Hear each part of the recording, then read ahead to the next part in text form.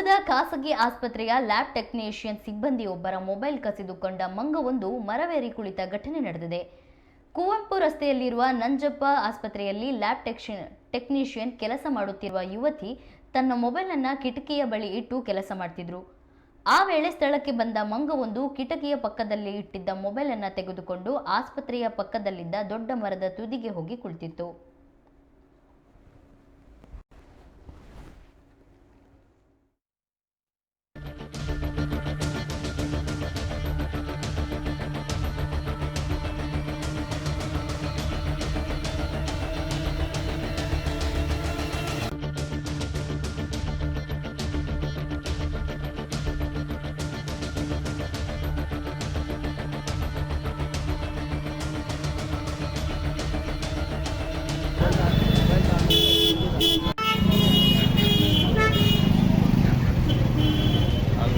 ಕೈ ಬಿಡಲ್ಲ ಅದೀಗ.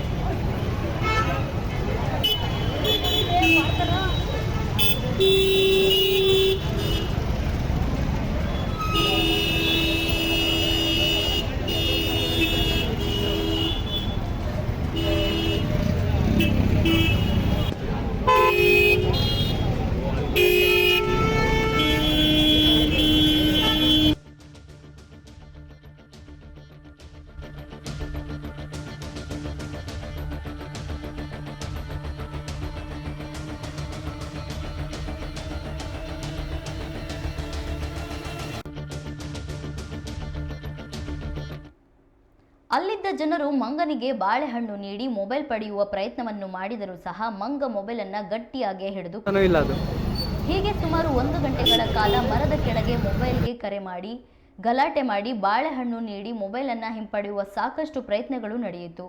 ಆದರೆ ಮಂಗ ತನ್ನಷ್ಟಕ್ಕೆ ತಾನು ಮೊಬೈಲ್ ನೋಡುತ್ತಾ ಅದನ್ನು ಕಿವಿಯಲ್ಲಿ ಇಟ್ಟುಕೊಂಡು ಸಾಕಷ್ಟು ಚೇಷ್ಟೆ ಮಾಡುತ್ತಿತ್ತು.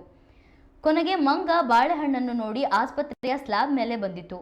ಆಗ ಯುವಕರು ಪಟಾಕಿ ಸಿಡಿಸಿದರು. ಇದರಿಂದ ಭಯಗೊಂಡ ಮಂಗ ಮೊಬೈಲ್ ಅನ್ನು ಕೈಬಿಟ್ಟು ಬಾಳೆಹಣ್ಣು ತೆಗೆದುಕೊಂಡು ಹೋಯಿತು.